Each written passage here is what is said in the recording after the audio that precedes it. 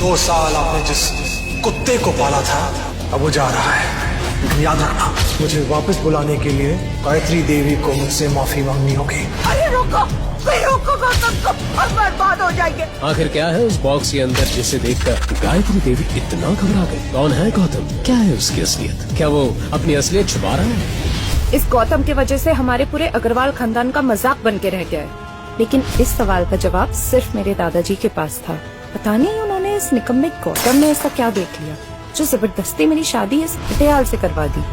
एक ऐसा पति जो ससुराल में बर्तन धोता है। शादी के बाद मैं रोज गौतम पर चिल्लाती थी। मैंने उससे सैकड़ों बार कहा है कि कम से कम 5,000 की नौकरी कर ले, लेकिन उसे अपनी बीवी और ससुराल वालों का ड्राइवर और नौकर बनने के अलावा कुछ और सोचता ही नहीं। आज तो कुछ भी कर ले, लेकिन आज तेरी बीवी अवनी को कबीर के साथ जाने से तू रोक नहीं सकता है। अब ये काम बंद कर और जाके उसकी साड़ी को इस्त्री कर। कबीर आता ही होगा। Come on.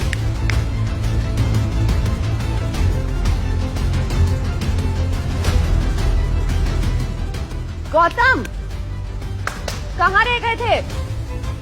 हाँ, तुमने याद किया?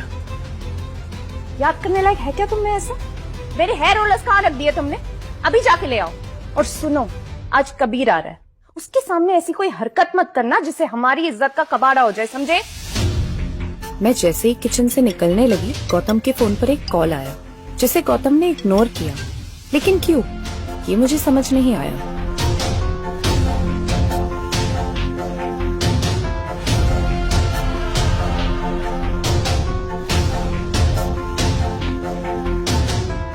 खड़े क्यों हो? जाओ यहाँ से।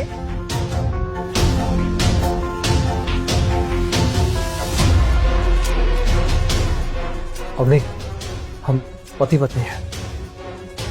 यही तो रोना है।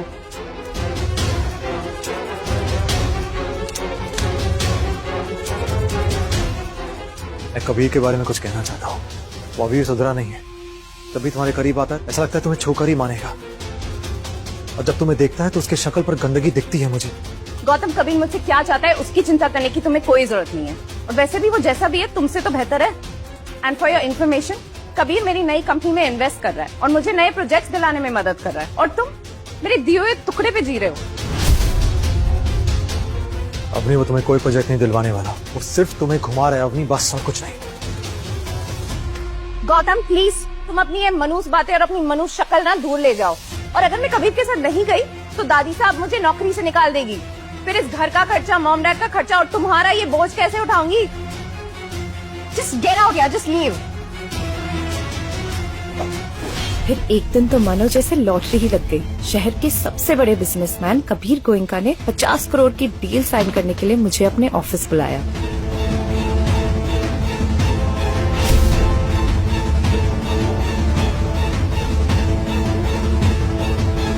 जैसे ही मैंने पेपर्स पर साइन किए, कबीर ने मुझे वाइन का ग्लास ऑफर किया, लेकिन मैंने उसे मना कर दिया।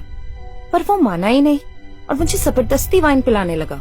मुझे समझ नहीं आ रहा था कि कबीर की बदतमीजी का मैं क्या जवाब दूं, कि तभी कबीर के चेहरे पर एक जोरदार गुस्सा पड़ा। मैं हैरान रह गई, क्योंकि कबीर को मारने वाला कोई और नहीं, मेरा पति गौतम था। You are finished, man.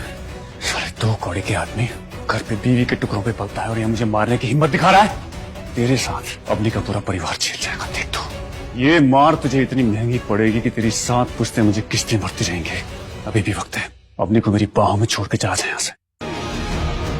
Gautam ने एक हीरो की तरह वो डॉक्यूमेंट्स फाड़कर कबीर के मुंह पे फेंक दिए। वैसे तो मैं यही चाहती थी कि मेरा पति मुझे प्रोटेक्ट कर सके, पर फिर मुझे इतना डर क्यों लग रहा था? शायद मुझे अपना फ्यूचर दिखने लगा था, वो फ्यूचर जिसमें मैं गौतम की ही तरह लोगों के घर बर्तन मांजूंगी। मैं डर गई। कबीर प्लीज, मैं गौतम की तरफ से तुमसे माफी मांग रही हूँ, प्लीज इसे माफ कर दो। तुम यहाँ क्या कर रहे हो यार? ये आदमी अब जिंदा नहीं बचेगा और साथ ही साथ तुम्हें मेरे हवाले करके जाएगा। तुझे मेरे आदमी जिंदा नहीं छोड़ेंगे। इतना कहते ही कबीर ने किसी को फोन मिला दिया। मैं गौतम को कबीर के ऑफिस से भागने के लिए बोलती रही, लेकिन कुछ ही वक्त में वहाँ कबीर के बुलाए हुए गुंडे आ गए, जिन्हें देखकर मुझे गौतम की जिंदगी खत्म होती हुई दिखने लगी। उनमें से एक गुंडे ने गौतम पर हमला करने की कोशिश की, लेकिन गौतम ने पलटवार किया और एक सुपर हीरो की तरह उस गुंडे को पीटा। ये सब देख कबीर के होश उड़ गए। फिर उसके बाद गौतम ने बाकी गुंडों को इशारा करते हुए आगे बढ़ने को कहा। गौतम की उंगली में पहनी अंगूठी देखकर उन गुंडों की हालत खराब हो गई। उन्होंने डर कर गौतम के सामने अपने घुटने टेक दिए और माफी मांगने लगे। लेकिन क्यों, ये ना कबीर को समझ में आ रहा था और ना मुझे। गौतम ने मेरा हाथ पकड़ा और मुझे वहाँ से ले जाने लगा। आखिर क्यों, क्या हुआ था ऐसा? क्यों शहर के गुंडे भी मेरे बिना वैल्यू के पति के पैरों में गिर गए थे? क्या होगा आगे? क्या मुझे ये पता लगेगा कि गौतम आज तक मुझसे क्या छुपाता आ रहा है?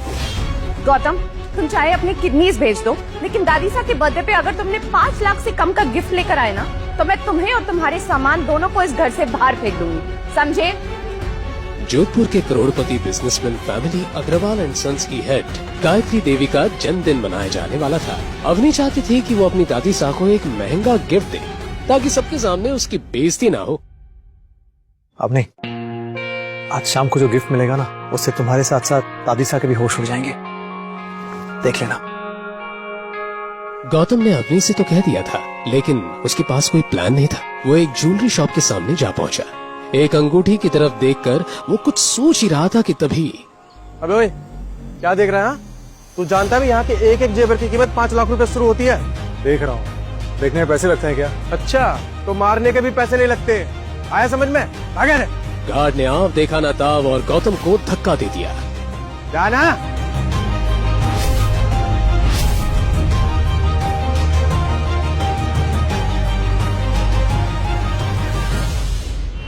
अवनी की दादी को क्या गिफ्ट देना है, गौतम ये सोच ही रहा था कि तभी ज्वेलरी शॉप का सिक्योरिटी गार्ड पुलिस की टीम को लेकर वहाँ पहुँचा। ये देखिए खड़ा है।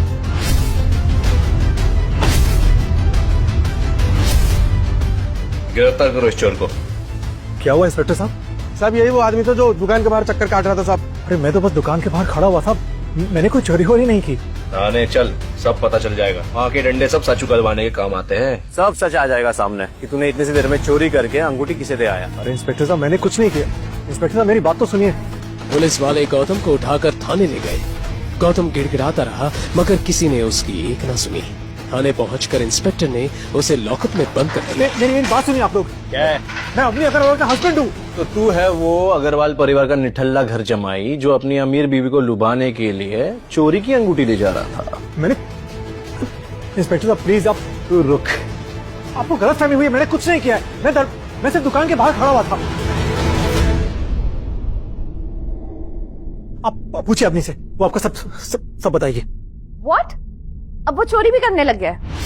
इंस्पेक्टर, आप उसे मारो पीटो, जो चाहे करना है करो, मैं उसे नहीं छुड़ाने वाली।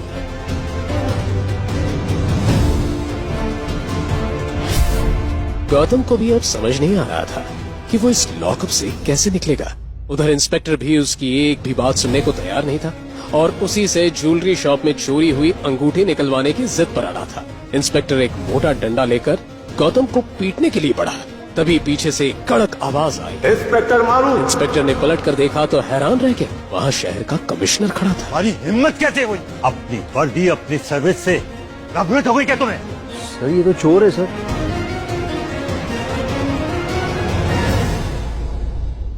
तो हुक्म, मेरे इस इंस्पेक्टर की वजह से मैं बहुत शर्मिंदा हूँ।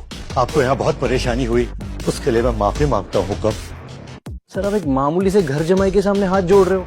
सर इस चोर की बीवी ने मुझे खुद बोला है इसे छोड़ना नहीं है। चोर? How dare you say that? अगर ये चाहे तो उस शोरूम से भी बड़ी 10 दुकानें खरीद कर आग लगा दे। ये देखो।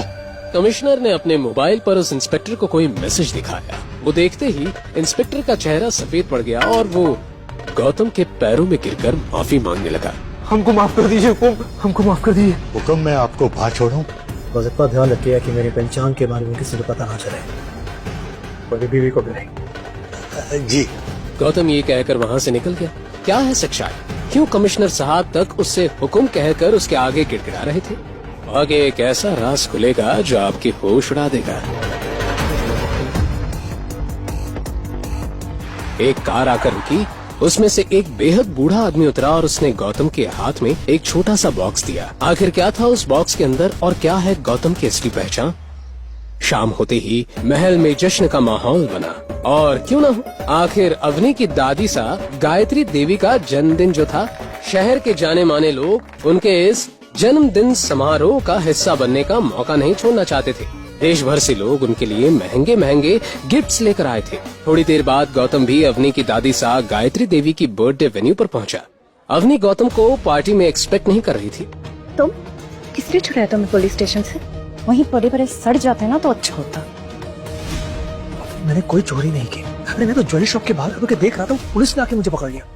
बहुत मुश्किल से अपनी बेगुनाही का सबूत देके निकला वहां से। ठीक है ठीक है। ये क्या है गिफ्ट के नाम पे? कैसी गंदी सी पैकिंग है ये? छोटे से डिब्बे में आखिर गौतम क्या गिफ्ट लेकर आया होगा? वो बुजुर्ग आदमी कौन था जिसने पुलिस स्टेशन में गौतम को वो बॉक्स दिया था? पैकिंग पे मत जाओ, जो अंदर है ना उसे देख के तुम भी चौंक जाओगी। अरे किसका बर्थडे है? दादी सा। हाँ तो दादी सा खोलेंगे। ठीक है। अच्छा सुनो, जब बाकी केस वहाँ जाके दादी सा को अपना गिफ्ट दे तो तुम चुपके से जाके वहाँ पे अपना बॉक्स रख देना, समझे? पता नहीं दादाजी ने किस जंग का बदला लिया मुझसे, तो तुम जैसे गरीब के साथ मुझ जैसे करोड़पति की शादी करा दी। हाँ तो पैसे हैं और ना तमीज। जाओ जाओ। गौतम को सोच पाता उससे पहले ही किसी के कदम पार्टी के वेन्यू हॉल की तरफ बढ़ने लगे। वो खूबसूरत लड़की चेहरे पर मुस्कान लिए एक बॉक्स के साथ गायत्री देवी की तरफ बढ़ने लगी। उसे देखते ही अवनी का चेहरा उतर गया। गिफ्ट बॉक्स से एक बहुत ही खूबसूरत और चमकदार नेक पीस निकला। ये गिफ्ट देने वाली लड़की कोई और नहीं बल्कि अवनी की कजिन सिस्टर शनाया थी। इतनी चमकदार हीरे तो मैंने अपनी 75 साल की उम्र में कभी नहीं देखे। इस घर की बाकी लड़कियों से तो कितनी स्मार्ट और समझदार है शनाया। गौतम ने अपनी वाइफ अवनी की ऐसी खुलेआम बेइज्जती होते हुए देखा।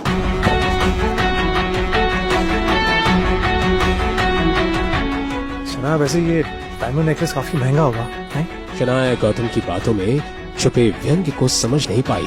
उसने अकड़ कर उस पेंडेंट का दाम जोर से बोला ताकि सब सुन सके।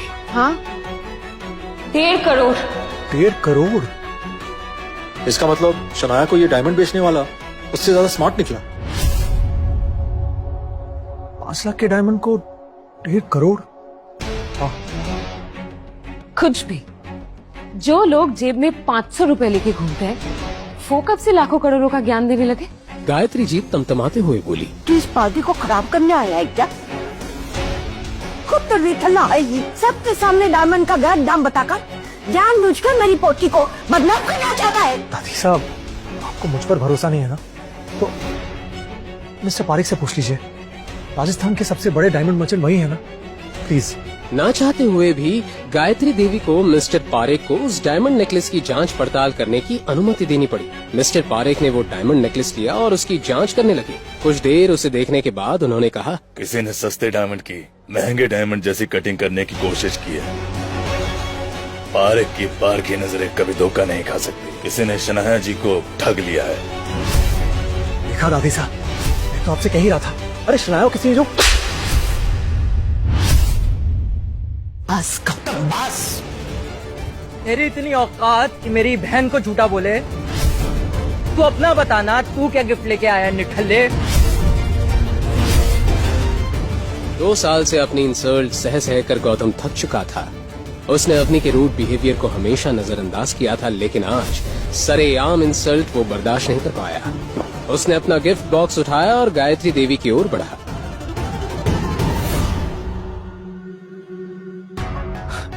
ये क्या? मेरी दादी के लिए सोम बाजार से सस्ता सा गिफ्ट? बस आज से, अभी से अग्रवाल खानदान के किसी भी सदस्य से मेरा कोई मतलब नहीं। 2 साल आपने जिस कुत्ते को पाला था अब वो जा रहा है, लेकिन याद रखना एक दिन मुझे वापस बुलाने के लिए गायत्री देवी को मुझसे माफी मांगनी होगी, भूलना मत। हैप्पी बर्थडे दादी साहब। बॉक्स के अंदर ऐसा क्या था जिसे देखकर अवनी के होश उड़ गए? आखिर क्या है उस बॉक्स के अंदर जिसे देखकर गायत्री देवी और अवनी इतना घबरा गई? अरे रोको, कोई रोको गौतम को। 2 साल हमारे साथ रह रहा है, लेकिन हम जान नहीं पाए कि हमारे साथ कौन रह रहा है। मैंने तो उसको झापड़ मार दी और बर्बाद हो जाएंगे। आखिर क्या है उस बॉक्स के अंदर जिसे देखकर गायत्री देवी इतना घबरा गई? कौन था जिसने गौतम को बॉक्स ला कर दिया? कौन है गौतम? क्या है उसकी असलियत? क्या वो अपनी असलियत छुपा रहा है? क्या गौतम वापस आएगा? क्या होगा गायत्री देवी और अग्रवाल फैमिली के साथ?